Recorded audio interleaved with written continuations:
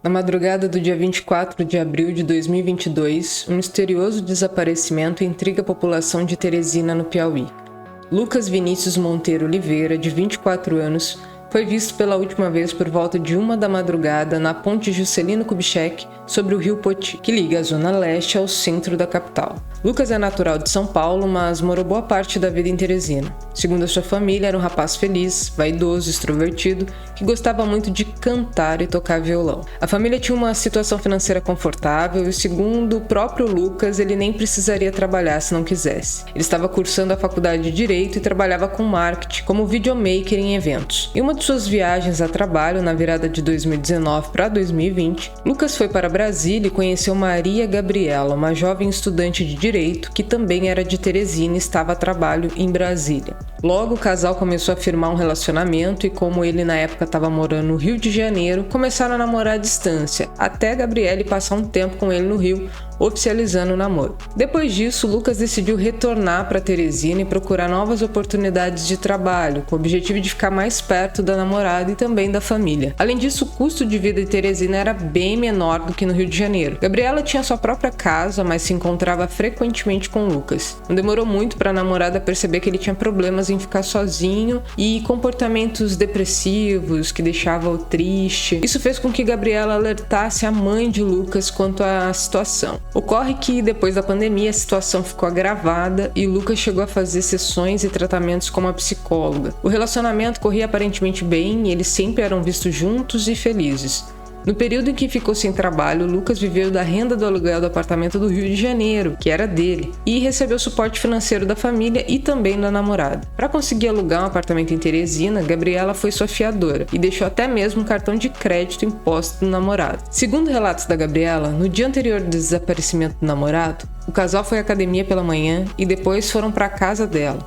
Eles tinham um aniversário de uma amiga para ir de noite. Embora ela não tivesse muito a fim de ir porque estava com alguns problemas familiares, Lucas estava bem animado e insistiu para que o casal fosse e assim ambos iriam se distrair. Segundo Gabriela, por volta das 10 horas, Lucas falou com os pais pelo telefone, pegou o carro e saíram juntos em direção à festa. Chegando lá, ele teria começado a beber, fato que intrigou a família, pois, segundo os pais de Lucas, ele não bebia nada alcoólico. Por volta das 2 da manhã, Gabriela decidiu dirigir o carro porque Lucas não estava muito consciente para isso. Ao mesmo tempo, Gabriela estava com receio, pois o para-brisa do carro estava quebrado. Percebendo que seria ainda pior com o Lucas no volante, ela acabou guiando o carro mesmo com medo e isso gerou um certo impasse com o namorado. Segundo a garota, nesse momento ela disse que não iria mais embora com ele se ele fosse dirigindo. Isso fez com que Lucas, mesmo contra sua vontade, cedesse, que assim Gabriela levasse o casal de volta em segurança para casa. Nisso, segundo Gabriela, eles tiveram uma pequena discussão. Lucas pediu para que ela parasse o carro. Assim, ele abre a porta do veículo e ameaça pular da ponte. Gabriela diz que tentou impedir, mas não conseguiu. Ele saiu correndo do carro até a mureta da ponte, olhou para ela, deu um sorriso e se jogou no rio Poti. Gabriela disse, abre aspas, ele só saiu correndo. Eu puxei o freio de mão, desci do carro e fui atrás dele.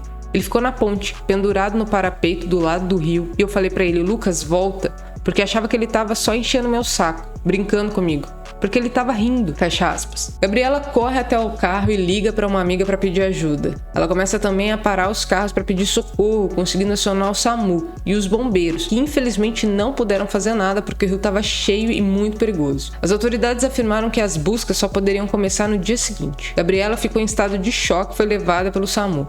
Ela foi medicada e liberada em seguida. A família de Gabriela logo foi informada do ocorrido e a família do Lucas, segundo Ana, mãe do rapaz, recebeu a notícia de forma estranha. Ana diz o seguinte, abre aspas, as últimas palavras dele comigo foi, mamãe, eu te amo. Daí quando foi 2h15 da manhã, o telefone tocou e era a Gabriela dizendo, vem urgente pra Teresina, porque Lucas bebeu demais e se jogou no rio Poti. Nesse dia, ela disse para virmos para Teresina sem ter esperança de acharmos ele vivo.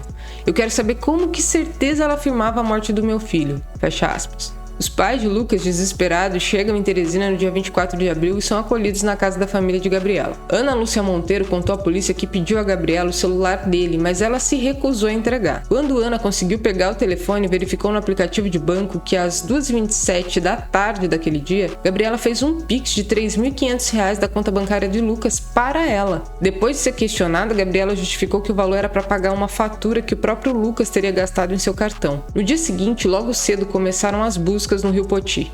As autoridades já sabiam que Lucas tinha uma tatuagem árabe no peito e vestia uma blusa preta, calça verde escura e tênis Vans preto antes do desaparecimento. Com isso, eles trabalhavam com a ajuda de moradores da região. Inclusive, os pais de Lucas pediram para que, se alguém visse algo referente às pistas, entrasse em contato imediatamente com a família. Gabriela tentou a ajuda de pescadores locais para encontrar Lucas e recebeu a informação de que não seria possível fazer muito por razão da cheia do rio naquela época, o que a deixava muito perigoso. Já os bombeiros fizeram várias buscas com mergulhadores, porém sem sucesso. O tempo foi passando e o caso vai ficando ainda mais misterioso. Segundo os bombeiros, em casos assim é comum o corpo começar a boiar depois de um tempo desaparecido, o que não aconteceu. Eles também trabalharam com outra possibilidade, a de o corpo estar preso no fundo do rio, mas as chances disso acontecer também eram muito remotas. Com a estranheza do caso cada vez mais evidente, a comunidade começou a levantar suspeitas sobre o relato de Gabriela. Com o tempo, a Polícia Civil resolveu fazer buscas também em outros locais e ouvir mais testemunhas. Até então, para a família, o caso tinha mais perguntas que respostas. As pessoas que passaram na ponte ou pararam no local para tentar ajudar foram ouvidas? O motorista que passava pelo local filmou por alguns segundos Gabriela no parapeito da ponte. Ele também foi ouvido? Segundo Ana, a mãe de Lucas, Gabriela sequer disse o local da festa onde os dois estavam antes do desaparecimento. Os pais de Lucas, em entrevista, também afirmaram que o filho nunca teve problemas com depressão e, segundo eles, Lucas não tinha motivo algum para querer fazer o que supostamente disseram que ele fez. E completaram dizendo que ele era um jovem muito ativo, vaidoso, gostava de se cuidar e receberia um presente da família por estar indo bem na faculdade, que seria uma BMW. Tem relatos de pessoas vizinhas dele falando que ele era um menino muito feliz, descia muito na pista, jogava tênis, brincava com cachorro. Ele tem o Tapioca, inclusive o Tapioca, cãozinho dele, não estava conseguindo se alimentar. Estava com crise de ansiedade, disse Ana, a mãe de Lucas. Em contrapartida, foram divulgadas conversas do Lucas com a mãe em que ele dizia não estar bem e que tinha crises de ansiedade sim. Com isso, a mãe colocava a culpa em Gabriela e dizia que era algo espiritual, sugerindo que a nora estava fazendo algo para prejudicá-lo. Gabriela diz, abre aspas, nunca esperei isso da família dele, porque sempre falei com a mãe e o pai dele, sempre dei notícias, inclusive pedi ajuda para a mãe dele quando ele estava depressivo. Isso tem acabado com a minha vida, porque criei pânico de sair em qualquer lugar, tenho medo das pessoas e do que elas possam fazer comigo por uma coisa que eu não fiz. Fecha aspas. Gabriela realmente trocou mensagens com a mãe de Lucas relatando que o rapaz não estava bem psicologicamente. Em entrevista, Gabriela alegou que enquanto estava passando um tempo no Rio de Janeiro com o garoto, ela chegou a impedir que ele se jogasse da janela do apartamento. No dia 30 de abril de 2022, encontraram um corpo carburizado com pneus na região do Rodoanel em Teresina. Os pais de Lucas acharam que poderia ser o corpo do filho pelos detalhes apresentados. Havia uma diferença entre o tamanho das escápulas do corpo, e a cueca da vítima era do mesmo modelo que Lucas estava usando no dia do desaparecimento. Mas as autoridades colheram amostras do material e fizeram um DNA. O resultado constou que não era o corpo de Lucas. Segundo a mãe de Lucas, quando recebeu o resultado de DNA negativo, foi conversar com o perito do Instituto Forense de DNA. Ele disse a ela que o serviço dele é 100% íntegro, mas que ele não poderia garantir que a amostra que chega no IML para ele é de fato íntegra. Sobre isso, ela mencionou: além de ter feito um exame de DNA no corpo carburizado, a gente já fragilizado com tudo isso, ainda teve que ouvir esse tipo de coisa do perito. Ela solicitou que o exame fosse feito novamente, porém em São Paulo. Em 2 de junho de 2022, a família organizou uma manifestação na ponte Juscelino Kubitschek, onde tudo aconteceu, para pedir justiça para Lucas e ajuda nas investigações. Um cartaz na ponte dizia: nós, pais e amigos, população de Teresina e região, estamos clamando por justiça. Queremos saber onde Lucas está. Pedimos ajuda aos órgãos competentes da cidade de Teresina para que nos ajude na busca por nosso filho. Posteriormente, Ana publicou um vídeo ao lado do marido sobre o relato que Lucas fez a respeito de um ex-namorado de Gabriela. Disse que o ex era muito violento e que já chegou até a bater nela. No mesmo vídeo, os pais de Lucas pedem uma investigação a respeito desse rapaz.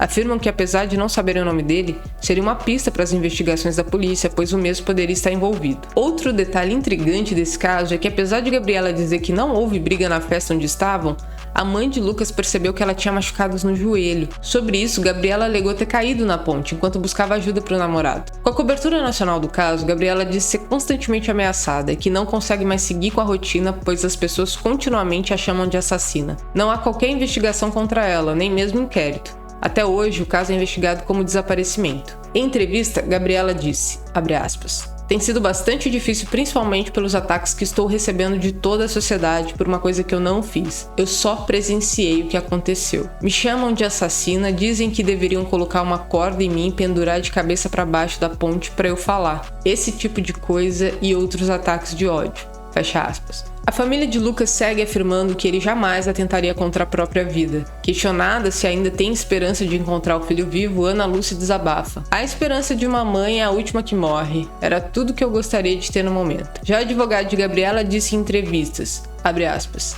ela tinha um cuidado especial com ele. Inclusive os prints de conversas com o jovem foi apresentado à polícia. Ela era como uma mãe para o Lucas. Ele sofria de um problema de transtorno depressivo e ansiedade.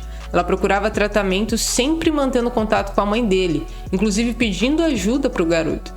Sempre preocupada para que ele buscasse tratamento para a situação que estava passando. Fecha aspas. O Ítalo Veras. Gabriela é a única testemunha ocular do caso, já que não havia câmeras na ponte Juscelino Kubitschek. O que ocorreu no momento em que o casal entrou e saiu do carro, apesar do depoimento de Gabriela, somente os dois realmente podem saber. O novo DNA ainda não foi feito e o caso continua sendo investigado pelo DHPP de Teresina. Sem resposta da polícia, em agosto de 2022, a família decidiu fazer uma vaquinha na internet para custear despesas com investigação particular. Ana Lúcia disse: eu quero pedir que seja feita a contraprova pelo Ministério Público. Nós queremos fazer o DNA. Que o nosso perito colete material e seja feito o DNA aqui em São Paulo. Foi passado pra gente que o corpo carbonizado foi extraído todos os dentes. Então quem fez essa malvadeza com esse corpo foi para dificultar mesmo a investigação, disse a mãe de Lucas. O paradeiro de Lucas Vinícius ainda é um mistério. Se você tem alguma atualização do caso, deixe aqui nos comentários. Aproveite e compartilhe esse conteúdo com quem gosta desse tipo de informação. E lembre-se, inscreva-se no canal.